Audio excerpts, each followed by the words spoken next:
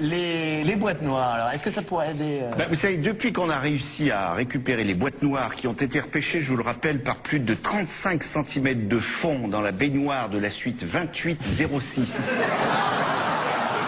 de l'hôtel Sofitel de New York, on commence enfin à comprendre ce qui s'est réellement passé dans la ténébreuse affaire DSK. Voici le déroulement des faits. 11h47, c'est le dernier contact de DSK avec la réception. Après silence radio. À 12h02, il entre dans une forte zone de turbulence. Il décide alors de changer de cap et de se diriger vers la salle de bain afin d'éviter une zone nuageuse, sombre, très importante. À 12h09, DSK subit un gros givrage de sa sonde Pitote.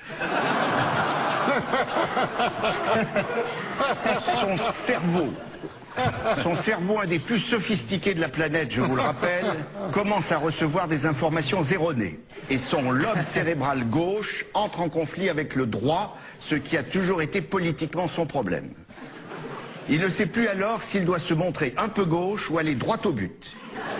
Il subit ce que l'on appelle le vertige des gratte-ciel ou l'ivresse des cimes au sommet de l'hôtel Sofitel. 12h14. DSK aperçoit dans sa chambre un énorme cumulonimbus noir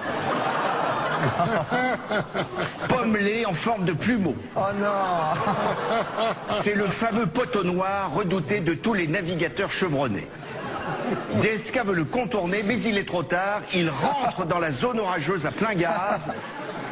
Et c'est le drame. Il part alors en vrille, il perd totalement le contrôle de son appareil. Il demande à la femme de chambre de lui saisir l'appareil, mais celle-ci refuse désespérément de lui dégager sa sonde Pitote. DSK est submergé par une énorme quantité d'informations contradictoires. Je n'y comprends plus rien, dit-il. On l'entend très bien sur les enregistrements. J'avais pourtant pris le forfait FMI, femme de ménage incluse.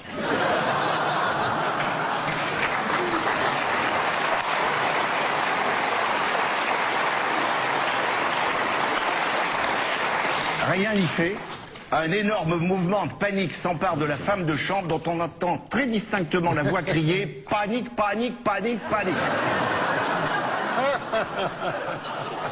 Mais en vieux pilote expérimenté qu'il est, le patron du FMI reste obsédé par son trou d'air dont il connaît la redoutable capacité d'aspiration vers le bas.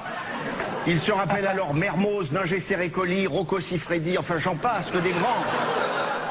Et pour tenter de sauver l'appareil, il maintient désespérément le manche en arrière.